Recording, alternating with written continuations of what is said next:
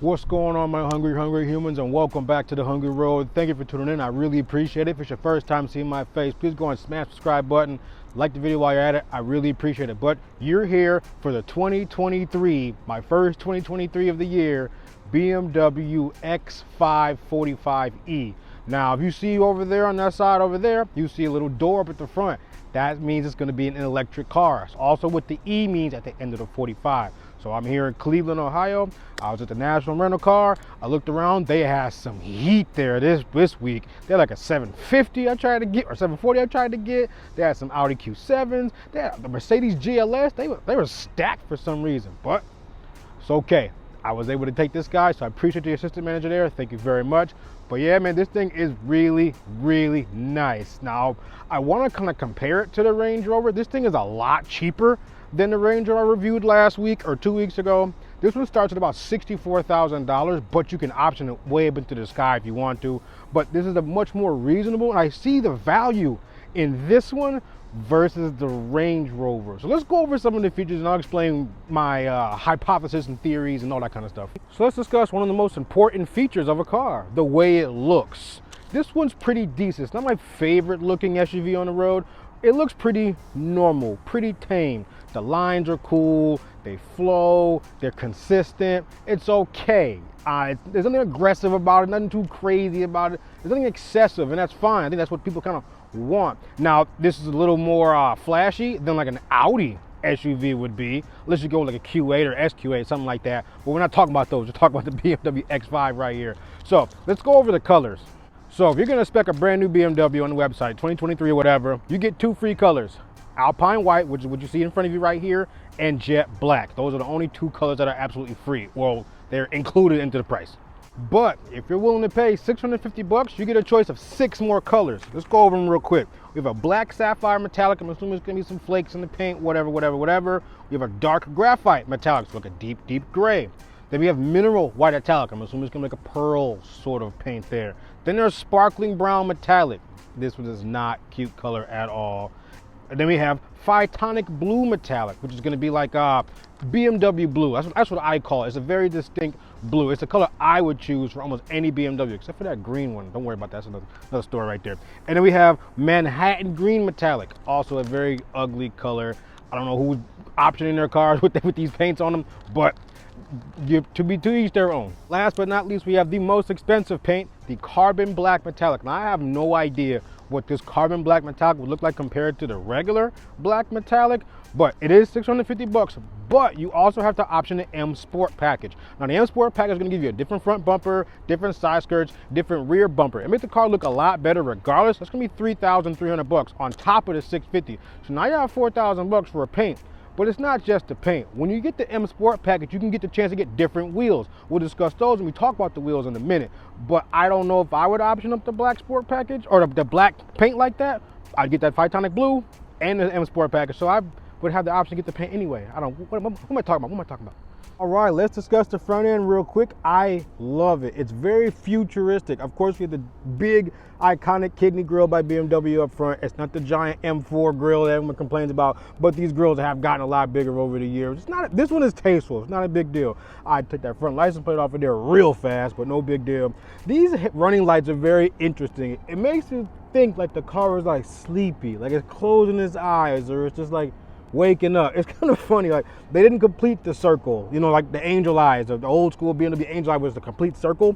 But this is very nice look. It's very sharp, very futuristic. Now you can option a car with the laser headlights. I believe you need to get like the executive package, like another $5,000, something like that. But you get like blue, so it's like a blue sort of tint to them. And it, according to the website, it is the brightest headlight the United States allows. That's crazy. I can't imagine how bright those are. But we do have a nice aluminum trim up here, a little parking light over here on the side, decent little grills down here. These are fake, I'm sure, on like the upper level, not like the X5M. These are real. And we have that, again, back to the grill. These flaps will open on different models, not this one. But anyway, we do have the camera right in front. This does have the 360 camera where you can get a top-down view of the entire car when you're parking. I'll show you that in a second. We do have the BMW logo right here. It has the blue ring around it, which indicates hybrid or electrification of some sort. but it's a very decent front end. I like it. But yeah, those headlights or the tail lights are the running lights are my favorite part. All right, let's check out the back end here. It's done very tastefully, very well, very gracefully, very minimalistic in my opinion. There's not much going on. We do have the windshield wiper up here that's hanging out, and we do have your running lights right here on the back. They wrap around the side. It looks absolutely gorgeous to match sort of the style in the front. Turn signals right here. We have your reverse light right there. We do have your model X5 off to the side over here, and your trim level right here. xDrive is going to mean 4-wheel drive or all-wheel drive in BMW language, and 45E electrification. That's all. But very nice. Not much more to discuss, really. Again, same BMW logo with the blue ring. We do have dual exhaust down here. This is very interesting because the bumper like kind of protrudes out like further than like the back here. It's very, I don't know if I've seen many cars do that, but whatever, it's okay. But again, nice looking back end. Now there's not much to see under the hood, but there kind of is at the same time. It is a giant plastic engine cover, but it looks really beautiful at the same time. You have the blue lines that indicate electrification, so the theme here. This is the BMW xDrive engine. Now this is a twin power turbo inline 6 engine. Now twin power is not twin turbo. It's one turbo with 2 scrolls. You better go to Engineering Explained to see what that means, because I don't know what that means or how it works. But we do have the hybrid system as well. So when you combine both together, you get a total of 389 horsepower. We're talking like Dodge Challenger, Dodge, Charger RT level of power here. Like that's a lot of power. 400 foot-pounds of torque. This thing, I wouldn't say it's a monster, but it's very quick. I probably shouldn't say it's on camera, but I was on the highway the other day going to see my mans, and I got on the highway, right? And by the time I looked up, I was doing 89. I didn't even know. Like, it's that smooth. The powertrain is glorious. I love it. But yeah, man, that's all there really is to tell you about under the hood. I mean, I'm not Doug DeMuro. I don't know all the facts and stuff. I just know it's a hybrid, and it gets going. All right, let's discuss refueling this thing. So we do have the electric charge port up front. Just push on the right side. Door swings right open. This is a J1772 charging plug. Pretty traditional, pretty standard looking plug that most electric cars use these days. We can go ahead and close that. Now the gas cap is a little different. You have to go in here. You have to go in the door, press this button here.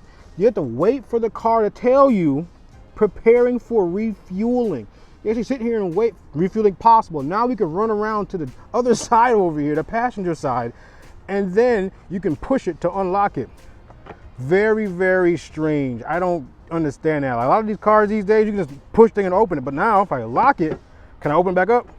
No, I can. Okay, whatever. So there are 2 kinds of keys that come with the BMW X5. One of them is going to be a digital key that looks like this. It's going to be like black or whatever, it looks nice and cute or whatever. It uses NFC communication. So what you would do is you'd put the key near the door handle. You'd be able to unlock it, whatever, all that kind of stuff, and then lock it the same way. Same way with your phone, has NFC communication. If you have a new enough phone, you put the phone next to the door handle, unlock it. You wouldn't even need the keys at all. Now this one is not activated, of course. It's a rental. Why would you activate a rental digital key?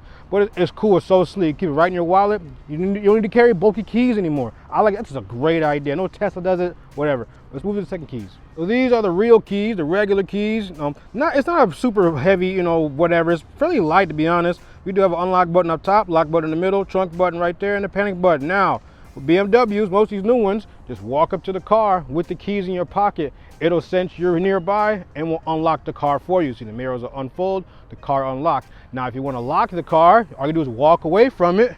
It'll lock itself right on up.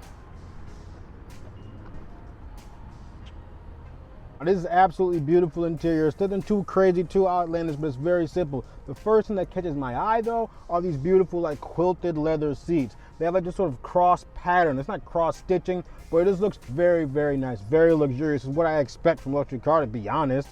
You can get your interior in 4 different colors. There's gonna be a black, there's a mocha, and there's like 2 other browns. The name escapes me right now, but there'll be pictures on your screen. These are all included in the cost of your car. I'm wondering which. I wouldn't go black, of course. I'd probably go with the nice peanut butter orangey brown. Looks beautiful. You also get 4 different trims. So the trim would be like this brown piece, but that you can see in front of me right here. This brown piece kind of stretches throughout the cabin. You can get like an aluminum, like a stone finish, all kind of stuff. It's cool. Let's take your point of view right now. We have the nice, beautiful looking door here. Nice aluminum trim up there. Decent little handle you kind of can grab onto right here if you're going crazy. We have a big cup holder right here. Nice storage pocket right here. Now we do need to shut the door because the car does not like when the door is open and you have the car started. So put our foot on the brake Hit the start stop button right here. Listen to the noise that thing makes. Isn't that so cool? We do have an all digital gauge cluster right here. We do have the nice big 10.5 inch screen right here. This also is touch screen. Oh, there we go. Very, very responsive at that. Now this screen can give you so much data. I'm not gonna go over all of it, but we do have this little button right here. You see my finger? Oh, this one up here, sorry. That's how you kind of change the information on the right side of the screen. So we kind of see the foot-pounds of torque and the horsepower numbers right on the side there. We can change it. Now we got G-force. Now we got some entertainment, whatever. You kind of scroll through these, see all the different things it has to offer there. Right now we're in xDrive. So if we press sport mode here, press sport mode, everything gets a little red. And then when you go to actually put the car in drive, let's do that right now. Foot on the brake, press the button right here, pull back. All right, I am in drive now, as it says right there. We straighten our wheel and we go to move forward. The engine does kick in, as you can see. We now have RPMs right there. And you can see this is my actual battery level. So I have, I don't know, like 75%, 19 miles. I can go on electric charge only. Let's go put the car back in park. Press the P there. Cool, see, park right here. Let's put it in electric mode. All right. Now engine shuts off. We have the nice blue background again. And so in the different modes here, we have sport, hybrid, electric, and adaptive. The screen will actually tell you. So let's do sport again. Dynamic setting. Let's try hybrid. Balance hybrid drive, active guidance for intelligent anticipation. So it's going to use both the engine and the electric motor. And obviously electric is going to be all electric. It tells you maximum electric driving, power and speed are reduced. And we have adaptive, which I'm sure is a smart. Hybrid drive with automatic adaptation of the vehicle to the driving situation. Active guidance for intelligent anticipation. Whatever that means, I don't know. I drive in sport. Let's take the steering wheel out real quick. It's a nice thick steering wheel. It gives me that luxury feel. I love it. I also love the little aluminum trim right here that kind of wraps around through the middle here. This gives it more of an elegant feel. All your cruise control stuff is off over here to the side. Off to the right over here, we have your music and your like how you change tracks and stuff, and your phone call, whatever. And here, how you kind of skip through the tracks. So you can skip to your radio right there, whatever. Heated steering wheel buttons right here at the bottom. And we do have paddles on the back. So you have your downshift and your upshift. One cool thing I'd like to show you is you press this park button right here, press a couple times, we'll get to this top-down screen that I was kind of talking about earlier. So they're like cameras underneath each of the mirrors, one in the front, one in the back, and they kind of give this top-down view. Really, really cool. Now, you can click on different parts of the car. See these other two cameras right here? We can click here, and now it shows me that side of the car. Click at the other side right there. It'll show me that side, but that's not all. We have this little button over here. Let's click that button. Give me 3D view. So now I can like spin around the car. Now that is cool. It is the correct color. I don't know if it has the right wheels on it, but we don't care about those details that much, do we? But yeah, so it's actually indicating there's a curb over here. So be careful with driving over there. That's what the yellow blocks are for. But that is so cool. And if you're really, interesting or want some fun, car wash mode. So you can kind of see when you're driving onto the tracks of the car wash, this is such a cool idea. Using that front camera to line up the front wheels perfectly with the tracks of the car wash. I did forget to mention the storage pocket off to the left over here is a little button. You can pull down, boom, you can put your sunglasses in there, change, business cards, whatever. Let's slide back over to this side over here. We do have the screen, of course. Moving on from that, we do have your quad zone climate control. So the back has its own, but we do have 2 zones up front here, and you can control different fan speeds as well. And I've complained on other BMWs about the AC. So now you can just press the AC, press it down, and the AC comes on. How awesome is that? You're not gonna go into the menu anymore and do all that stuff. Just press the AC button, boom, now it's going off. You have your regular sort of climate control stuff right here. This is a heated seat button all the way to the left and to the right. Radio controls down here. I probably never touched these. We have a nice little storage cubby down here, so you kind of pull this back. We do have room for 2 cups in here. We have a wireless phone charger in there. Space for more storage right there. We have like a little cluster of stuff right here. We have already gone over the drive modes right here. You do have your traction control. You have your cameras that I went over earlier. Parking sensors in case they start freaking out. There's snow on the sensors or whatever. You have your battery control button. So you press this battery control button right here. Now, battery charge is maintained at the set target value while driving. So you want to keep the battery at that level, the car will do so with all the hybrid driving and whatever. Moving on, we have shortcut keys to help control the screen up there. So you press the home button, go back to home, you can move the little knob here. It does all stuff, so you don't have to touch the actual screen, you can just touch the actual knob right here. So this is your ride height selector, but it's actually far more confusing than I can even figure out, because I try to put it in different ride heights, and sometimes the car will stay at that height when I put it in drive, sometimes it moves. I'm not even going to discuss it. Let's move on. Let's go back here. We have the unfolding armrest. We have a USB-C charger right up in there. Plenty of storage in here, nothing too crazy. All right, for the sake of science, let's play with these ride height settings real quick. Let's turn the car on first. That's a nice little glorious noise there. The car does not like when the door is open. It wants you to do a whole bunch of stuff, including change the ride heights. So let's go ahead and shut it here. All right, door is shut.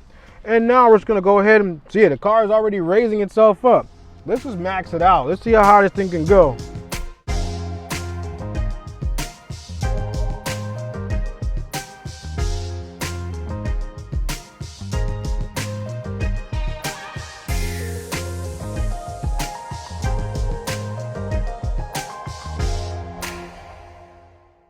So there's quite a bit to discuss in the backseat of the X5. Again, it is very beautiful, very elegant. I love the cross stitch. I'm gonna call it cross stitching. It's not cross stitching, but this is a quilted looking pattern right here. Very, very beautiful. Let's check out the seats first. So in front of us, each seat has a USB-C port. That's cool, right in the back of the seat. Not down there, but up here. And next to it, there's like a little space. Now I'm assuming you can like buy a screen or something to put on the back of the seat, and it plugs in here. That's my guess, I'm not sure. But below that, we do have a nice storage pocket on either seat. Now let's discuss the center console here. We do have two vents, and you have two more zones of climate. The passenger or the driver's side and the passenger side can each have their own climate. Very cool.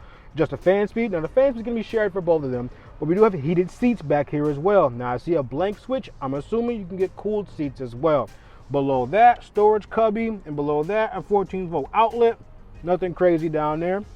So now let's check out the complicated center armrest. Pull it down with a little leather strap right there. Okay, there's not much going on here. It's kind of like an armrest right now. No big deal, but you open it up and you have room for storage.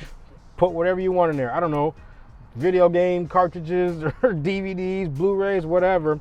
But you want cup holders. There's a little button right here. Press that. And now the complicated cup holders fold out. Now that's kind of cool. It looks really, really nice. You can close this back up right there.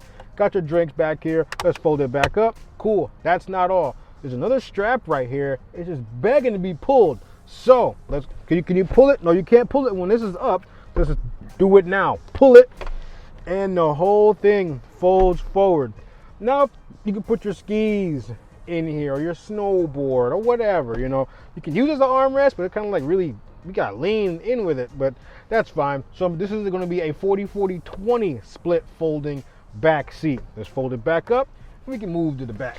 So there's three ways to open the tailgate or the trunk here in the BMW X5. One of them is going to be a window switch right up on the driver's side windowsill over there. Second way is going to be from the key fob. Press the trunk button twice, or if you kick your foot directly underneath the middle of the car, nice and swift like this, the lights will flash just like this, and you'll see the tailgate open up, and we have like a dual splitting tailgate, and that's pretty cool. This allows you to put things in a little bit easier. You know, sometimes like a lip here and stuff, no worry about it. But you can either kick your foot underneath again to close everything, or you can just press this button right here, and everything is nice and motorized for you. That is cool. But there is a fourth way. There's a little handle underneath here, just like this. Pull this up, and now just the top tailgate opens. The bottom one stays there, and that's fine. You may not need both of them to open all the time. So you can close it by pressing this button here, or if you want to open this one here, you can press this button, it'll open the tailgate. Or if you want to lower the car to help with getting things in, just hold the button down. You kind of see the car is lowering there a little bit, no big deal. Press that button there. Let's explore the inside here. We have a little safety kit in here. No safety kit in there. Cargo net should be going right there. We do have the privacy shield. Kind of pull it, and you see this little boom, locks right in there. So now people are looking in from the top, they won't be able to see your stuff in there. So we can pull this back out, let it ride back in the track there. The 12-volt outlet here. We'll be having another hook. Nothing crazy back here, no USB ports or anything, but decent amount of trunk space. pretty solid. But you know I had to explore some more. So here we have, it looks like, look at that. It's just, it sits up for you. We have the cargo net. We have a tow hitch. Look at your charging cable. Yeah, all right, that's cool. So let's just explore the charging cable real quick. So we have power, charging, temperature, if it's getting too hot, fault. Yeah, man, this is pretty cool. So leave this in here. I know I don't need that. I don't see a spare tire in here. I wonder if it's underneath the car. Let's go ahead and press this button, or this button up here to close the tailgate up. And let's look below to see if there is a spare tire underneath there. Is there? I don't think so. So just like in the BMW 5 series I reviewed, let's check out these ambient light settings because they're actually really beautiful. I believe we're gonna go to settings. We're gonna go over to interior lighting, and then we're gonna, already there, ambient light. So we can change the color. Let's check out all the different colors here. So there's a laundry list. We can do like a bronze, and it turns everything sort of an orangish color. But then we have like the bronze and white, which is I really liked, is where you can do like 2 different layers. So down there we have the bronze, and up here is the white. And like I did in the last video, we did the lilac and purple, or lilac and white. My favorite combination. Very, very cool. We do get some ambient light there in the back as well, but really, really nice. And while we're on the subject of lighting, check this out. So I'm gonna walk up to the car. The car's gonna unlock, and look at this entry lighting. I've never seen anything this crazily detailed before. So we do have lights in the handles there, and both the passenger and the rear, whatever. But this is beautiful. Look how crisp that looks. Let's take a step back and get all the LEDs in there. Oh, car's gonna lock on us, but that is so cool. All right, guys, we're inside the 2023 BMW X5 45e. Let's go ahead and turn the car on. I want to hear that beautiful noise. Isn't that so cool? Headed to the airport now. Let's get out of here. I'm gonna leave the car on electric drive purely right now. Just kind of check it out. You know, I have 17 miles of range. That's more than enough to get me to the airport. But I know that it tells me like power and performance are reduced when you're in pure electric mode, but I'm curious like by how much, you know? So I have a little straight road here. I'm gonna get it out here. I'm gonna give it a little bit of juice, okay? All right, I got a little open road in front of me right here, and I'm doing 5. Let's mash it. Okay.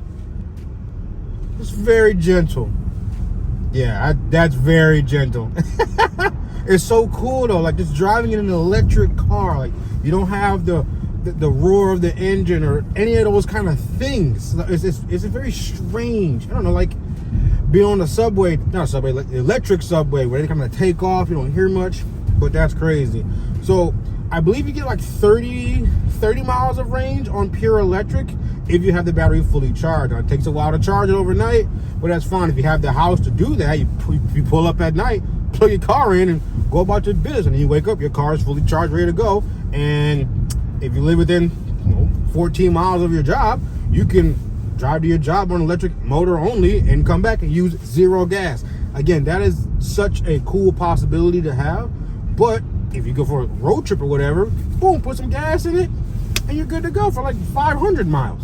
All right, guys, I have it in sport mode now, doing the same 5 miles an hour. Well, I can cut slow down to 0, 5. All right, I am at 0. I'm gonna punch it.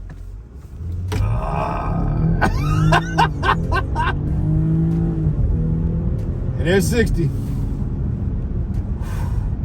That combination of instant torque from the electric motor versus that inline 6 turbo engine that I feel all 400 horsepower, all the 400 foot-pounds of torque, that really puts you into your seat. Now after it gets like above 45, 40-ish, it stops pulling a little hard, and that's fine. It's a big truck. The horsepower there is to get the car going, keep the car going after it's gotten up to that speed. But yeah, that electric assist, I'm gonna do that again, definitely. That's what got the fun. So remember, torque is what you feel. Horsepower is kind of like what you hear, if that makes sense. Engine roaring, that's all the power and stuff it's making, and the torque is what pushes you back in your seat. Remember that, kids. But yes, the driving experience is very comfortable. It's actually a very soft car. It's kind of hard to explain. It's not like really big and floaty like a old Cadillac or anything like that, or a Tahoe or something like that. but it's soft. I think it's a little bit softer.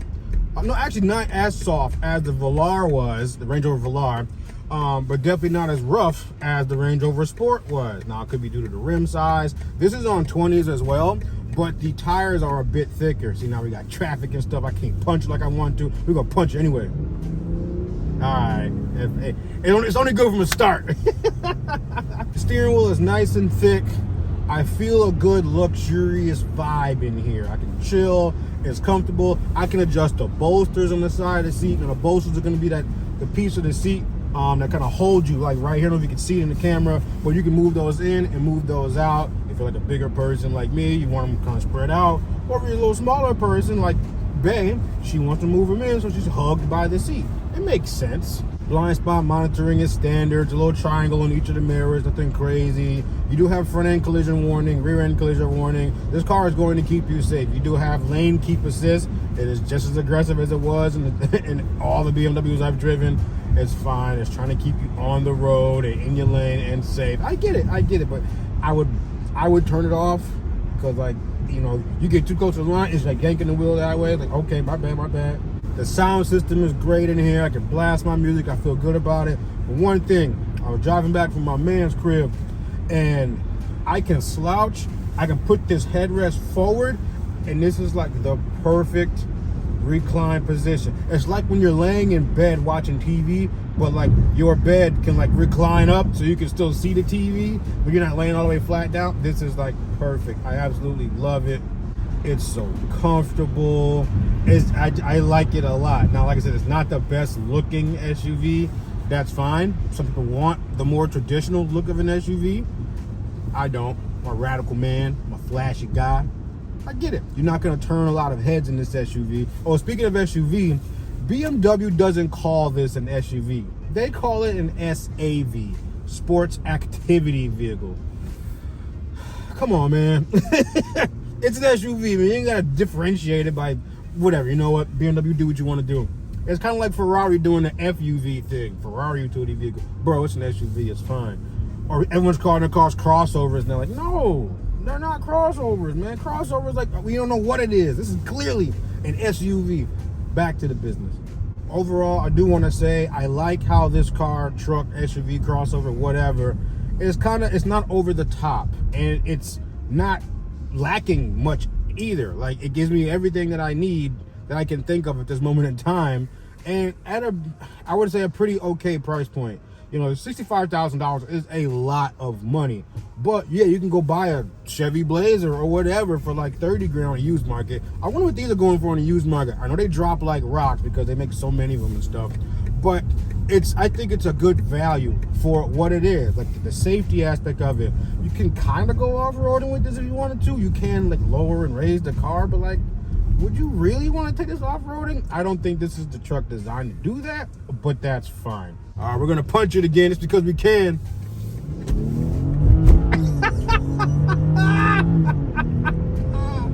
Woo!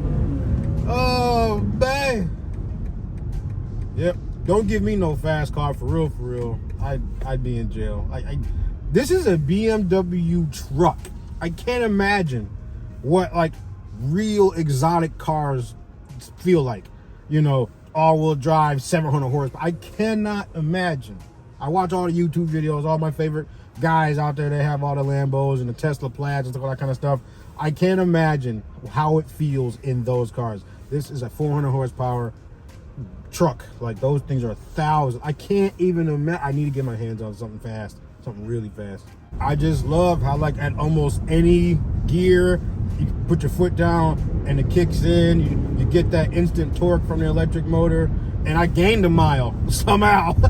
I started at 17 miles of charge and I got 18. So I don't know. Maybe it likes being punched. It doesn't make any sense. Nobody likes being punched. I didn't mean it like that. All right, y'all. I just left the gas station, getting ready to return the car, but you know I gotta punch you one more time. I got a nice straightaway, doing 16 mash. That is so crazy, man. Again. All right. Only supposed to be doing 25. I'm doing about 30. Yeah, man, I'm ready. I'm ready for hybrids. I'm ready for electrification of cars. And they're gonna do that. I just need a little more noise out of it. I think we'll be straight. Well, that's my time with the 2023 BMW X5 45e. This thing is awesome. I absolutely loved it. Now, I'm curious to know how well the other pure gasoline engines perform compared to having a hybrid like this. I don't know if I've ever driven a car with almost 400 horsepower. I'm kind of wet behind the ears. I don't know what's going on. It felt so quick. Like I said, I was doing 89. I didn't even know it. But very smooth, very luxurious, and it's not too big. It's not too small. This is like the absolutely perfect sort of family vehicle. Get a family of 4 in there, 4 or 5 in there, and I can sort of justify the price. Like this one here, I believe it's like $67,000. That seems more reasonable to me than the Range Rover I had at like 85 grand. Like comparing the two like directly to each other, I don't see much of a difference. Like why am I paying, you know, $15,000 more for the Range Rover versus this? And it's quicker. I don't know. The Range Rover looks better for sure. But yeah, man, I don't know. I loved it though. If you get a chance to check one out, please check one out. Very, very nice car. I'm glad I had the opportunity to get hold of a 2023 in 2022. So remember, like the video, guys. Subscribe if it's your first time seeing my face. I really appreciate you. Thank you. Take care. Stay safe.